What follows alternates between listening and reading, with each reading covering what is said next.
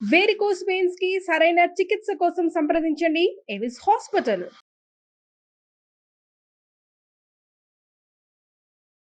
నమస్కారం అండి, డాక్టర్ శ్రీ ఆచార్య అనంతకృష్ణ స్వామి గారు. నమస్కారం. ఫస్ట్ ఆఫ్ ఆల్ డేట్స్ అడుగుతున్నారు ప్రతి ఒక్కరు కూడాను, అంటే ఎక్కడెక్కడ నిర్వహించబోతున్నారు క్లాసెస్, దానికి సంబంధించిన డేట్స్ ఏంటి సార్? ఓకే అమ్మా, మనకి ఇప్పుడు 2024లో ఈ 24 తారీఖు నవంబర్లో హైదరాబాద్లో ఒక రెగ్యులర్ క్లాస్ ఉంటుంది. అలాగే 1 డిసెంబర్ వచ్చి రాజమండ్రిలో ఉంటుంది, 8 డిసెంబర్ వచ్చి విజయవాడలో ఉంటుందమ్మా. అలాగే మనకి డిసెంబర్ 22 హైదరాబాద్లో స్పెషల్ క్లాస్ ఉంటుంది.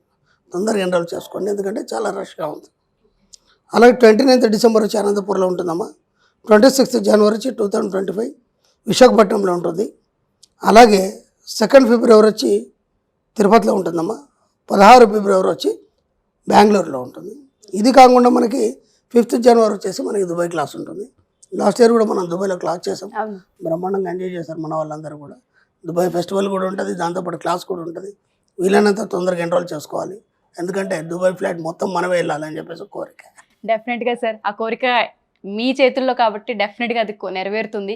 ఎవరైతే ఈ ఎపిసోడ్ చూస్తూ ఉంటుంటారో క్లాసెస్ డేట్స్ ప్రతి ఒక్కరు ప్రతి ఎపిసోడ్ కింద కామెంట్లలో పెడుతూ ఉన్నారు, కాబట్టి మీకు ఏదైతే కావాలో డేట్స్ ఆ ఇన్ఫర్మేషన్ వచ్చేసింది. మీరు ఇంకా ఎన్రోల్ చేసుకోవడమే తరువాయి, వీలైనంత త్వరగా ఎన్రోల్ చేసుకుంటే మంచిది. ప్రీవియస్ ఎపిసోడ్స్లో మీరు మాట్లాడారు, ఏదైతే మన మనసుతో మనం మాట్లాడుకుంటూ ఉంటామో ఒక పాజిటివ్, ఏదైతే మన అఫర్మేషన్ కావచ్చు, మన ఆలోచన విధానం కూడా పాజిటివ్గా ఉంటూ ఉంటుందో ఖచ్చితంగా కూర్చున్న దగ్గరికి తెచ్చి పెడుతుందని.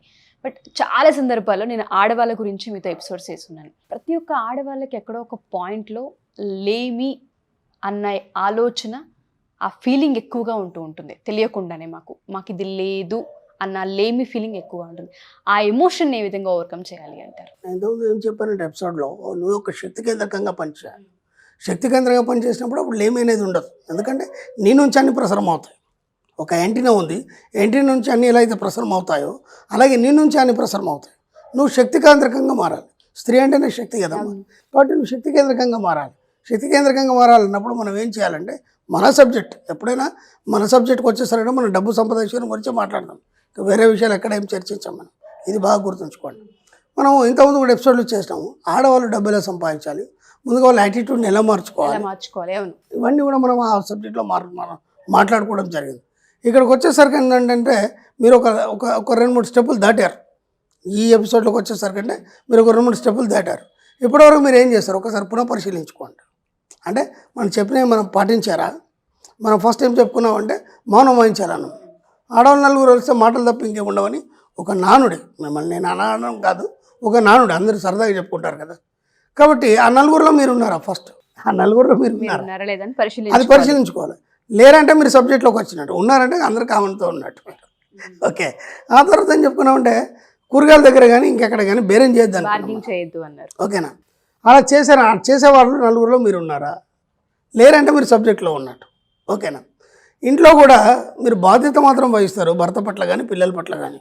ఒక అమ్మాయి ఉంది మన క్లయింట్, మన దగ్గరకు వస్తుంది, క్లాసుకు కూడా వచ్చింది చాలు. ఆ అమ్మాయి బిజినెస్ తప్ప ఎప్పుడు పిల్లల గురించి మాట్లాడదు, భర్త గురించి మాట్లాడదు, వాళ్ళ ఫ్యామిలీ గురించి మాట్లాడదు. ఎప్పుడు నన్ను కలిసినా సరే బిజినెస్ గురించే మాట్లాడుతుంది. నేను ఇంత సంపాదించాను, ఇగో ఇంత చేశాను, ఇగో ఇంకా ఎంప్లాయ్మెంట్ పెంచాను, లేదంటే కొత్త బిజినెస్ పెట్టాను, ఇది కొన్నాను. ఏనాడు పిల్లల గురించి అడిగితే కూడా పిల్లల స్కూల్కి వెళ్ళారండి అంతకంటే అమ్మ చిన్నదలా మా పెద్దది ఇలా చదువుతున్నారు, ఆ డిస్కషన్ ఏమీ ఉండదు. నేను అది కూడా చెప్పాను. మీరు ఏం అడిగితే అదే చెప్పాలి, ఏమడిగితే అదే చెప్పలేదు. నలుగురితో మీరు ఉన్నారా, ఒంటరిగా మీరు ఉన్నారా? ఫస్ట్ దీన్ని మీరు బేరీజ్ వేసుకోండి. ఎప్పుడైతే మీరు ఒంటరిగా ఉన్నారో అప్పుడే మీరు అన్నీ సాధిస్తారు. అప్పటిదాకా మీరు ఏమీ సాధించలేరు. ఎందుకంటే ఒంటరిగా ఉండడం అంటే అందరికంటే భిన్నంగా మీరు ఆలోచించడం. ఒంటరిగా ఉండడం అంటే ఒక రూమ్లో కూర్చోమని చెప్పడం కాదు, అందరికంటే భిన్నంగా ఆలోచించడం.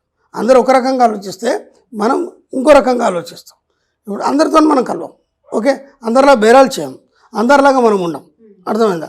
ఇప్పుడు నగలు ఇవన్నీ వేసుకొని నేను కొందరు చూశాను, బాగా ధనవంతుల యొక్క భార్యల్ని చూశాను. కొందరు మనం ఏం చేస్తామంటే ఒక చిన్న ఫంక్షన్ ఉందంటే ఉన్న నగలు అన్నీ వేసుకొని పోతాం, ఎందుకంటే అందరికి చూడాలి, అందరు అడగాలి. ఒక మన యాటిట్యూడ్, అది కామన్ పీపుల్ యాటిట్యూడ్. బాగా డబ్బున్న వాళ్ళు చూడండి, సింపుల్గా ఏదో చిన్న ఒక నల్లపూస వేసేసుకొని ఒక 2 గాజులు ఇటు 2 గాజులు వేసుకొని సింపుల్గా సారీ కట్టుకొని వెళ్ళిపోతారు. బాగా రిచ్. మీరు సినీ ప్రమోషన్స్లో కూడా చాలామంది హీరోయిన్లను చూడండి, ఇంత నగలు పెట్టుకొని ఎవరు ఆ ప్రమోషన్స్కి రారు. ఎందుకో రిచ్ మైండ్. మైండ్ సెట్ రిచ్గా ఉండాలి. మైండ్ సెట్ రిచ్గా ఉండాలి. అంటే అక్కడ ఎందుకు వాళ్ళు అవన్నీ చేయట్లేదంటే వాళ్ళు సంపూర్ణంగా ఉన్నారు, అవన్నీ చూసి ఉన్నారు కాబట్టి ఇంకా వాటి మీద ఆలోచన లేవు. ఇప్పుడు మీరే ఉన్నారు, ఒక 50-100 చీరలు ఉన్నాయనుకోండి, సడన్గా ఏంటని వెళ్ళాలి, ఏదో ఒకటి కట్టుకొని వెళ్ళిపోతారు, దాన్ని కాన్సన్ట్రేషన్ చేసి అదా ఇదా అని ఆలోచించు. ఒక ఫంక్షన్కి వెళ్తే తప్ప మామూలు టైంలో మీరు దాన్ని ఆలోచించు. అదే మనకి ఒక 3-4 ఉన్నాయనుకోండి, ఇదా అదా ఇదా అదా అని ఒక కన్ఫ్యూజన్లో ఏదో ఒకటి దాన్ని అలంకరణ అవన్నీ చేసుకొని వెళ్ళిపోతాము. కాబట్టి నువ్వు ఎక్కువ మొత్తంలో నువ్వు ఎప్పుడైతే సంపాదిస్తావో, ఎక్కువ మొత్తంలో ఆనందాన్ని అనుభవిస్తావో, వీటన్నిటి మీద కోరికలన్నీ నశిస్తాయి. అవన్నీ రావాలి, నువ్వు సంపాదించాలి, ఒక ఉన్నతంగా ఉండాలి. మీరు చెప్పినట్టు డబ్బు సంపద ఐశ్వర్యంతో కూడా ఉండాలంటే మాత్రం ఖచ్చితంగా మీరు అందరికంటే భిన్నంగా ఉండాలి, అందరికంటే భిన్నంగా ఆలోచించాలి. ఆ నలుగురిలో నువ్వు ఉన్నావా, ఎక్కడ పోయినా ఏదో ఒకటి మైండ్లో పెట్టుకోండి, ఆ నలుగురిలో నువ్వు ఉన్నావా. లేవంటే నువ్వు సబ్జెక్ట్లో ఉన్నట్టు, ఉన్నావంటే మాత్రం సబ్జెక్ట్లో లేనట్టు. ఈ యొక్క సూత్రాన్ని పాటించాడు. అర్థమైందా? ఓ యాక్సిడెంట్ జరిగింది, ఆడ 10 మంది ఉన్నారు, మనం ఏమంటే బండి ఆపేసి ఏం జరిగిందా అని వెళ్తాం. అక్కడ నువ్వు ఉన్నావా లేవా? ఎందుకంటే అక్కడ నువ్వు పోయి చేసేది ఏం లేదు, అక్కడ చాలామంది ఉన్నారు, అంబులెన్స్ వస్తుంది ఏదో చేస్తారు వెళ్ళిపోతారు, నువ్వు చేసేది ఏం లేదు అక్కడ. కాబట్టి నీకేం సంబంధం అది? అది చూసి మళ్ళీ అదంతా నీ సబ్ కాన్షియస్ మైండ్ తీసుకుంటుంది. ఇప్పుడు ఆ నలుగురిలో నువ్వు ఉన్నావా లేవా, లేనంటే నువ్వు సబ్జెక్ట్లో ఉన్నట్టు. బాగుందా?